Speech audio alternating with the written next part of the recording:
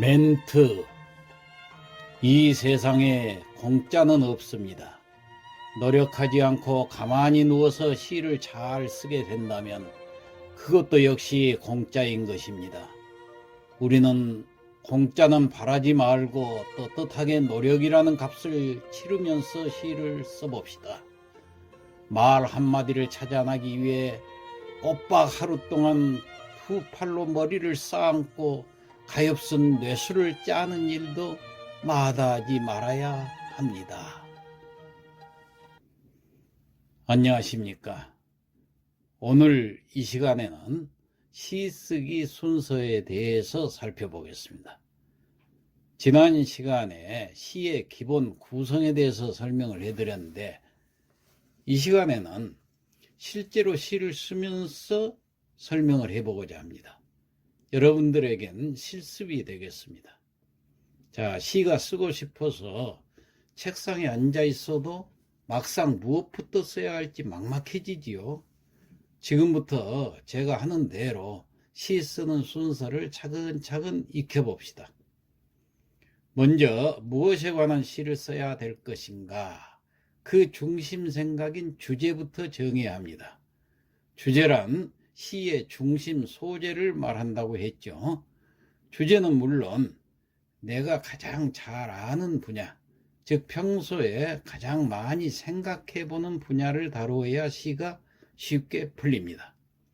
오늘은 하늘을 주제로 정해봅시다. 하늘은 평생 쳐다보면서 살아왔기 때문에 시를 쉽게 쓸 수 있을 것 같지요? 일단 하늘을 주제로 선택했으면 그 다음에는 하늘을 중심 소재로 해서 마인드맵을 해봅니다. 마인드맵이란 마치 지도를 그리듯이 줄거리를 이해하면서 정리하는 방법이자 생각을 정리하는 기술을 말합니다. 즉, 자신이 알고 생각하고 있는 내용을 생각나는 대로 적어보는 것입니다. 시인의 생각을 그대로 간추려 놓았다는 것이 바로 마인드맵의 가장 큰 장점이 됩니다. 시인이 무엇인가를 기억하려고 할 때 분류를 하고 그 분류에서 또 작은 분류로 내려가는 이런 방식을 탑다운 방식이라고 합니다. 즉, 생각의 줄기를 나무로 그려서 중심에서 여러 가지로 뻗어나가게 만드는 방식을 많이 쓰게 되는데, 이런 방법을 쓰는 객관적인 생각들이 바로 마인드맵이라고 할 수 있습니다. 이렇게 마인드맵으로 정리를 해놓고 시를 쓰면 직관적으로 쉽게 한눈에 보면서 생각을 정리를 할 수가 있어서 참 좋습니다. 자, 그러면 다시 오늘 우리가 쓸 시의 주제로 들어가 봅시다. 주제를 하늘이라고 정해놓고 마인드맵을 해봅시다. 하늘은 넓다, 하늘은 높다, 하늘은 파랗다, 하늘은 깨끗하다. 자, 이런 식으로 마인드맵을 해보다가 좀 더 구체적인 것으로 가지를 쳐나가면 됩니다. 하늘에 구름이 떠돈다, 비가 온다, 하늘에 먹구름이 인다, 하늘에서 바람이 몰려온다, 철새가 하늘로부터 날아온다. 좀 더 구체적이죠? 이렇게 마인드맵을 이제 적다 보면은 시가 풍성해집니다. 시로 쓸 소재들이 무궁무진하게 많습니다. 보고 느낀 거 그대로, 하늘을 보고 느꼈던 걸 그대로 적는 겁니다. 자, 마인드맵을 점점 더 발전시켜 가지고 내 개인적인 추억들까지도 떠올립니다. 엄마와 함께 쳐다보던 고향 하늘이라든가, 사랑하는 사람을 떠나보내고 쳐다보던 그날 밤 풍경이라든가, 무수히 반짝이던 별이라든가, 서울에서 객지 생활을 할 때 쳐다보던 하늘이라든가, 먹구름이 일던 하늘, 이 얼마든지 시에 쓸 소재들이 더 구체적으로 떠오르게 됩니다. 이걸 그대로 적으면 됩니다. 이들 소재들을 시의 문장으로 구체화시켜서 쓰되 행과 연을 갈라서 쓰면은 시가 되는 겁니다. 그럼 연을 어떻게 나눌 것인가? 또 시의 길이는 어느 정도로 할 것인가? 이것도 또 고민이 되지요. 여는 대체적으로 의미가 달라질 때 나누면 됩니다. 그리고 시의 전체 길이는 내용에 따라서 다르고 또 전개하는 형식에 따라서 각각 다릅니다. 다만 행가리를 정상적으로 할 때는 대체적으로 20행에서부터 30행 정도를 목표로 해서 쓰는 것이 가장 바람직합니다. 그렇지만은 초심자는 15행 내외의 그 짧은 시를 쓰는 게 적당합니다. 왜냐하면은 우리가 시를 읽을 때 통상적으로 20행, 30행이 넘어가서 시가 길어지면은 우선 시각적으로 질리게 됩니다. 따라서 특별한 경우가 아니면 그 시를 읽고 싶은 마음이 달아나 버리게 됩니다. 시가 길어질 때는 길어지는 특별한 사유가 있어야 합니다. 우선 그 시가 아주 재미있거나 아니면 호흡이 길어도 독자들이 지루함을 못 느끼도록 하는 특별한 기교와 그 내용이 있어야만 합니다. 독특한 내용도 없이 작가만의 생각으로 길게 쓴 시는 우선 독자들로부터 배척을 당하는 것입니다. 시는 어느 문학 분야보다도 언어의 함축성과 언어의 경제성을 추구하는 예술이라는 것을 생각하기 바랍니다.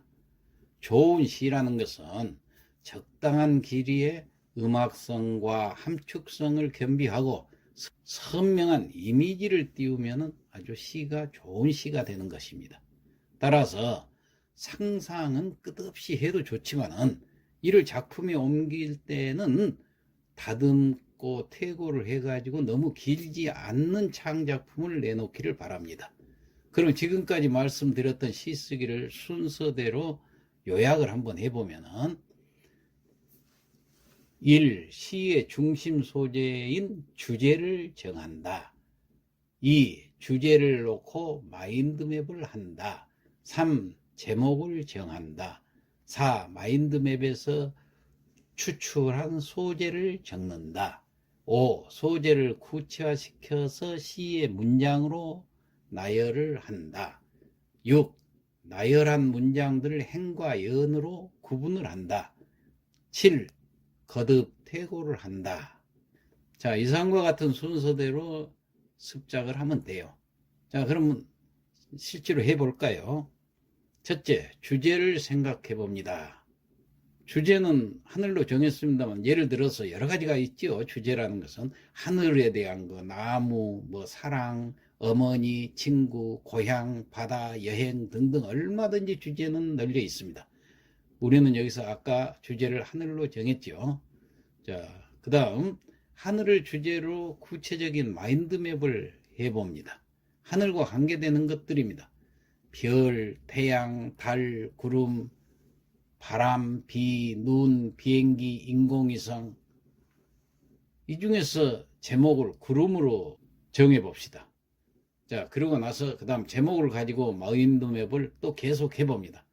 구름 한 점 없는 빈 하늘을 망연자실을 바라보고 있었다. 공허한 빈 하늘에 갑자기 먹구름이 일었다. 마치 내 인생처럼.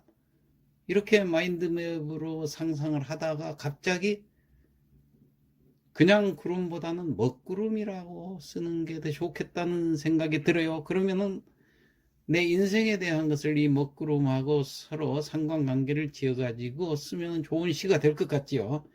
그래서 내 인생을 먹구름과 결부시키면 좋은 시가 될 것 같다는 생각 때문에 제목을 구름에서 먹구름으로 다시 정정을 합니다.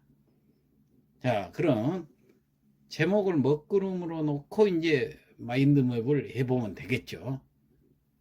하늘 한쪽에서 먹구름이 일고 있는데 마치 화자의 인생길에 큰 장애물이 덮칠 것 같은 불안감이 일어납니다. 그 불안감은 먹구름처럼 몰려오면서 아무 희망도 없이 객지를 떠돌던 화자의 앞길이 험난해지리라는 걸 감지할 것 같이 느껴집니다. 화자는 그것이 큰 통증으로 다가오는 거예요. 그래서 그 일련을 다음과 같이 적습니다.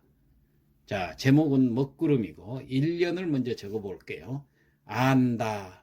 얼마나 무거운 아픔들이 너를 짓누르고 있었던가를.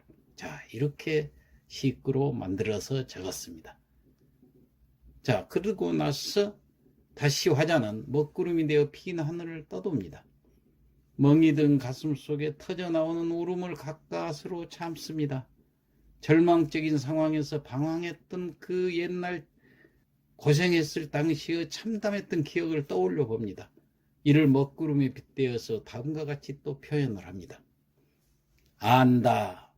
눈물 그렁그렁 달고 무너져 내리는 육신 끌고서 온 하늘을 헤맬 수밖에 없었던가를. 자, 이렇게 해서 또 한 연을 만듭니다.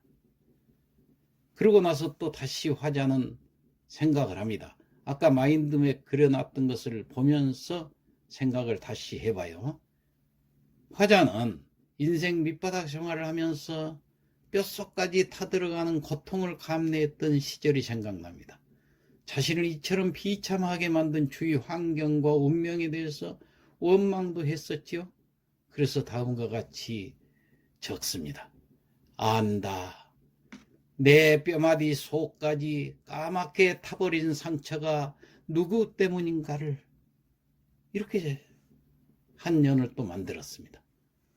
그러고 나서 화자는 자신의 그 비참한 환경을 더는 견디질 못합니다. 주인의 갑질에 더 이상 견디지 못하고 대들다가 그 알량한 직장에서도 쫓겨납니다. 이 울분을 어디엔가 터뜨리고 싶습니다. 자신을 이 지경으로 만든 세상에 대해서 바락바락 악이라도 쓰고 싶습니다. 한강 뚝에 퍼버리고 앉아서 실컷 소리치며 통곡을 하게 됩니다. 그 심정을 다음과 같이 적습니다. 안다. 잘 견디려 했는데 참다 오죽했으면 소낙비로 퍼버릴 수밖에 없었던가를. 자, 이렇게 또 한 연을 만들어냈어요. 화자는 실컷 통곡을 하고 나니 드디어 속이 후련해집니다. 상황이 나아지진 않았지만은 마음만은 후련해지고 평온해집니다. 그래서 단 한 줄로 끝을 맺습니다. 잘 안다. 여기다가 쓰고 싶은 말은 많죠. 통곡을 하니 속이 후련해진다. 뭐 앞으로 어떻게 해야 되겠다. 나는 이 비참한 현실을 어떻게 할 거나 뭐 이런 식으로 끝을 맺을 수 있지만은 오히려 그렇게 너절하게 쓴 것보다는 딱 세 글자 잘 안다. 이렇게 시를 끝맺는 것이 오히려 독자들로 하여금 상상력을 발휘해서 그 다음 어떻게 될까 하는 긴장감, 즉 텐션을 주게 됩니다. 그러면서 여운을 남기게 되죠. 그래서 잘 안다. 이렇게 세 글자로서 끝냈습니다. 물론 이 과정에서 시구를 수없이 다듬었습니다. 그렇게 퇴고한 작품이 바로 이 먹구름이라는 시가 되어서 세상에 나오게 됩니다. 자, 한번 함께 낭송을 해볼까요? 먹구름. 안다. 얼마나 무거운 아픔들이 너를 짓누르고 있었던가를. 안다. 눈물 그렁그렁 달고 무너져 내리는 육신 끌고서 온 하늘을 헤맬 수밖에 없었던가를. 안다. 내 뼈마디 속까지 까맣게 타버린 상처가 누구 때문인가를. 안다. 잘 견디려 했는데 참다 오죽했으면 소낙비로 퍼버릴 수밖에 없었던가를. 잘 안다. 자, 이렇게 시가 한 수 태어났습니다. 그럼 다시 한번 정리해 보겠습니다. 먼저 이 시인의 아바타인 화자를 내세워서 시를 써봅니다. 이 시에서 화자는 먹구름이라는 객관적 상관물을 과감하게 제목으로 정하고 과거로 돌아가서 마인드맵을 해봅니다. 화자는 과학을 하겠다고 시골에서 무작정 상경을 해가지고 자전거 배달원, 양은가게, 점원, 기름집, 직공 등 그 밑바닥 생활을 전전하면서 온갖 고생을 했던 시절을 떠올리면서 마인드맵을 해보는 것입니다. 그 결과 위와 같은 시어들이 떠오르니까 즉시 배열을 했습니다. 화자를 하늘가 떠도는 먹구름으로 환치시켜가지고 시를 써본 것입니다. 먹구름이 안고 있는 그 시큼한 색깔은 바로 화자의 아픔입니다. 먹구름이 온 하늘을 헤매는 것은 그럴 수밖에 없었던 것은 화자의 과거 행적이 그랬습니다. 뼈마디 속까지 까맣게 타버린 상처도 화자의 과거 상처입니다. 그러다가 마지막 연애에서 잘 견디려 했지만 도저히 견딜 수가 없어서 소낙비로 퍼버릴 수밖에 없었던 것도 화자의 울분을 소낙비로 표현해가지고 쏟아버린 것입니다. 여기서 소낙비가 또 객관적 상관물 역할을 하는 거죠. 화자의 인생을 먹구름이라는 객관적 상관물을 통해서 표현한 것입니다. 고행의 길을 숙명처럼 안고 살아야 했던 그 화자의 인생이며 운명이 이 시 속에서 먹구름을 통해서 간접적으로 독자들에게 전달되고 있습니다. 자, 강력한 메시지로 와닿는 한 편의 시가 되었죠. 여러분들도 이상과 같은 순서대로 습작을 한번 해보시기 바랍니다. 이상 마치겠습니다.